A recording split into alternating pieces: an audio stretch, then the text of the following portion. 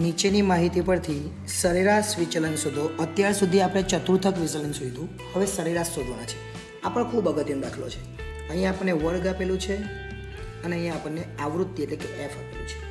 તો સૌપ્રથમ આપણે મધ્ય કિંમત શોધવું પડે.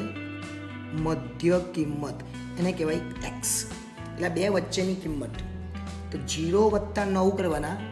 0 + 9 કરે એટલે 9 જ આવે અને ભાગ્યા 2 કરીએ એટલે 4.5.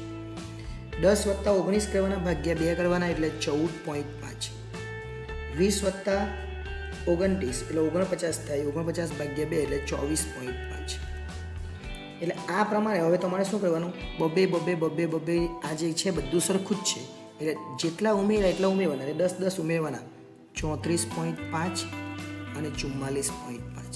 જો 4માં 10 ઉમેર 14, 14માં 10 24, 24માં 34, 34 44.5.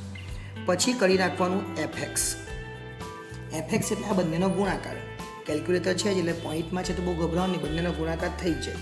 4 × 1 એટલે 4.5. 14.5 × 3 કરવાના એટલે આવે 43.5. 24.5 × 8 કરવાના એટલે આવે 196. 34.5 × 6 કરવાના એટલે આવે 207. અને 44.5 × 2 કરવાના એટલે આવે 89. અને આને કહેવાય સિગ્મા એફએક્સ. સિગ્મા એફએક્સ કહેવાય. આનો સરવાળો કરી દેવાનો. સરવાળો કરે 4.5, 43 આ બધાનો સરવાળો કરે એટલે 540 આવે. હવે આ 540 આવ્યો એમાંથી આપણે એક્સ બાર શોધવાનું આપણને આવડતું છે. એક્સ બાર બરાબર સિગ્મા એફએક્સના છેદમાં એન. એન એટલે આ બધાનો સરવાળો 1, 3, 12, 12 ને 18 ને 20 થાય એટલે અહીંયા આવે 20. એન બરાબર કેટલા? 20. એફએક્સ કેટલા? 540. એન કેટલા? તો એન 20 આવ્યા. 540 ભાગ્યા 20 કરીએ એટલે જવાબ આવે 27. એને કહેવાય એક્સ બાર. એક્સ બાર કેટલા આવ્યા? 27. હવે આપણે શું કરવાનું? એક્સ માઇનસ એક્સ બાર કરવાનું છે. X minus x bar. X minus x bar કરવાનું અને એને છે ને માનાંકમાં જ રાખી દેવાનું.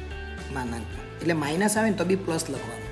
ડાયરેક્ટ જ માનાંક કરી દેવાનું અને માઇનસ આવે તો બી શું લખવાનું? પ્લસ લખવાનું. જોઈએ શું કરવાનું. આ 4.5માંથી એક્સ બાર કેટલા આવ્યા? તો એક્સ બાર આપણે ધાર્યા આવ્યા 27. 4.5 ઓછા 27 કરે એટલે માઇનસ 22.5 આવે, પણ માનાંકની બહાર નીકળે એટલે 22.5 થઈ જાય.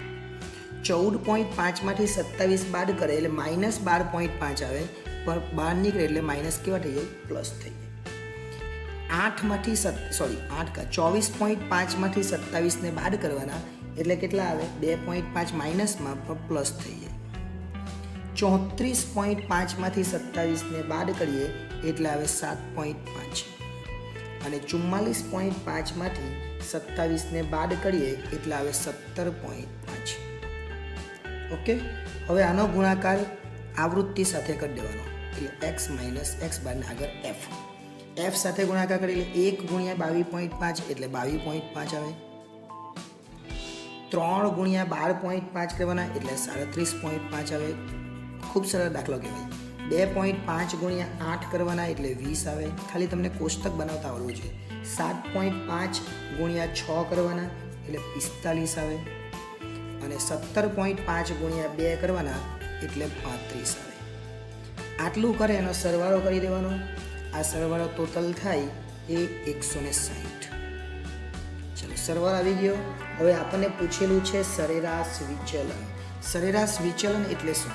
તો સરેરાશ વિચલનને સંકેતમાં શું કહેવાય? સરેરાશ વિચલન અને સંકેતમાં કહેવાય એમડી, જે આપણે આગળના દાખલાઓ બધામાં જોઈ ગયા. સૂત્ર છે સિગ્મા એફ અને એક્સ માઇનસ એક્સ બાર માનાંકમાં છે અને છેદમાં N. માનાંકમાં x minus x bar આવી ગયો, સિગ્મા કર્યું એટલે સરવાળો 160 અને એન બરાબર 20 છે આપણી પાસે. એટલે જવાબ આવશે આપણો 8.